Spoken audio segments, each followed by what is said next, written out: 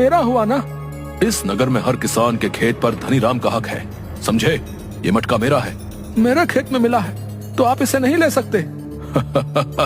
ये नगर मेरा है और मंत्री जी मेरे मित्र हैं, इसलिए अपना मुंह बंद रखो, नहीं तो मैं मंत्री जी को ये मटका दे दूंगा और तुम्हें कारागार में बंद करवा दूंगा।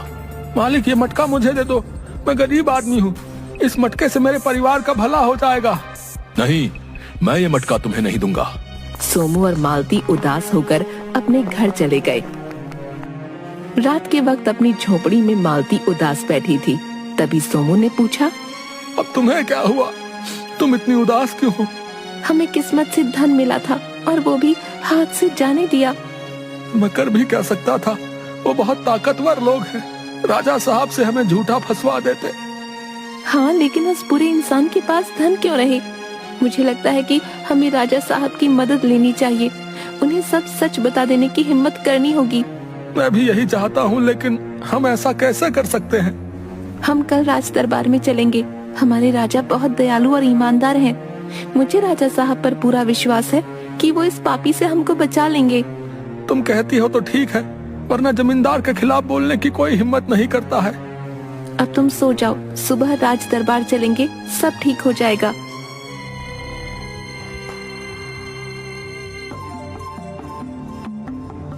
राजा विक्रम सिंह का दरबार लगा हुआ था, वहाँ सभी उपस्थित हुए। तभी मंत्री ने सभी से कहा, कहिए, कौन क्या क्या समस्या लेकर आया है? मंत्री जी, हम भी एक समस्या लेकर आए हैं। गांव के जमींदार धनीराम ने हमें बहुत परेशान किया हुआ है। अच्छा, वो धनीराम? अरे तुम पागल तो नहीं हो गए हो? धनीराम जैसे सज्जन व्यक्ति के लिए आरोप लगा रहे हो? मंत्री, क्या तुम धनीराम को जानते हो? हाँ राजा साहब, वो बहुत अच्छे व्यक्ति हैं, सबकी मदद करते हैं, लेकिन ना जाने ये लोग धनीराम पर झूठे आरोप क्यों लगा रहे हैं। मंत्री, तुमने आरोप सुने भी नहीं है और पीड़ित को पहले ही चुप करा दिया। राजा विक्रम सिंह के दरबार में सबको न्याय लेने का अधिकार है। माफी चाहता हूँ राजा साहब, लेकिन बोलो, तुम्हें क्या कहना है? राजा साहब, मैं और मेरी पत्नी खेत में काम करते हैं, लेकिन धनीराम आकर आधी फसल ले जाता है, और हद तो तब हो गई जब मुझे सोने से भरा एक मटका मेरे खेत में मिला और उसे भी धनीराम ले गया।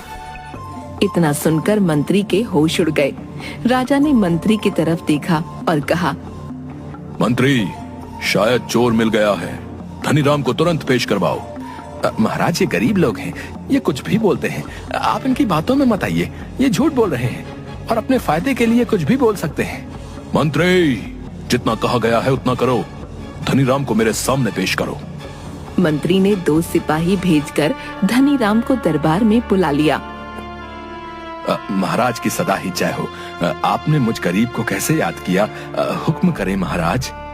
सोमू और मालती, ये जो भी कह रहे हैं, क्या वो सच है? तुम्हें कोई मटका मिला था? नहीं महाराज, आप और सोमू किस मटके की बात कर रहे हैं? मुझे समझ नहीं आ रहा है। मैंने ऐसा कोई मटका नहीं देखा है। जमींदार साहब, सच बोलिए ना कि आपने मटका देखा नहीं बल्कि छीना है। नहीं नहीं राजा साहब, सब झूठ बोल रहे हैं। तभी पीछे से ध्यानचंद आया।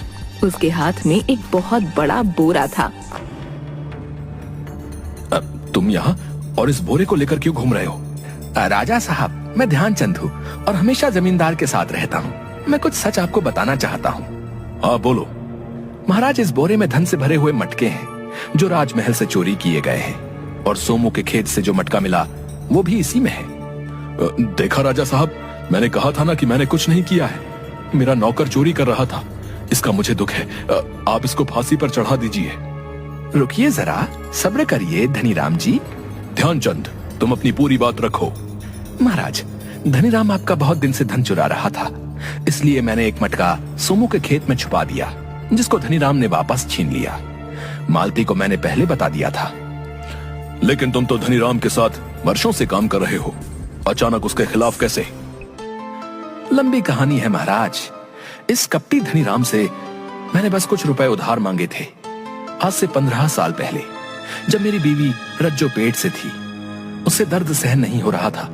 मैंने धनीराम से बहुत मिन्नतें की। मालिक, मेरी बीवी और बच्चे को बचा लीजिए। अगर मैं अभी उसको नगर की आया के पास न ले गया तो उसकी मौत हो जाएगी। मुझे उससे क्या फायदा होगा? कल मरे सो आज मरे, मेरे पास कोई पैसे नहीं है। मालिक, रहम करें मालिक। हट पिल्ले। उस दिन मेरी आंखों के सामने मेरा परिवार उजड़ गया था। मैंने उस दिन से इंतजार किया आज का, और आज सब आपके सामने है महाराज। इस कपटी को इसके किए की सजा मिलनी चाहिए। पिछले कुछ महीनों से राजमहल का खजाना लुटता रहा है। हमें उस चोर की तलाश थी। आप तीनों का धन्यवाद जो आपने इस दुष्ट चोर को पकड़वाने में हमारी मदद की।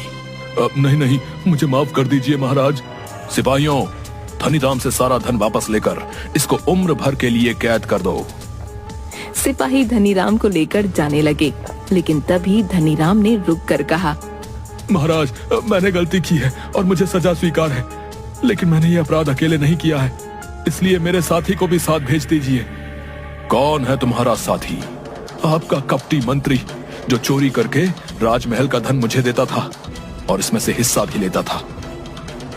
क्या मंत्री जी, आप पर तो मैंने समस्त राज्य का कार्यभार सौंप रखा था और आप भी इस कुकृत्य में शामिल हैं। सिपाहियों, इस राज्य को ऐसे कपटी मंत्री की कोई जरूरत नहीं है, जिसने न सिर्फ धन लूटा बल्कि गरीब किसानों को भी दुखी किया।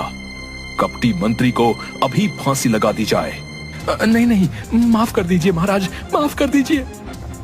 सिपाही मंत्री और धनीराम को ले गए।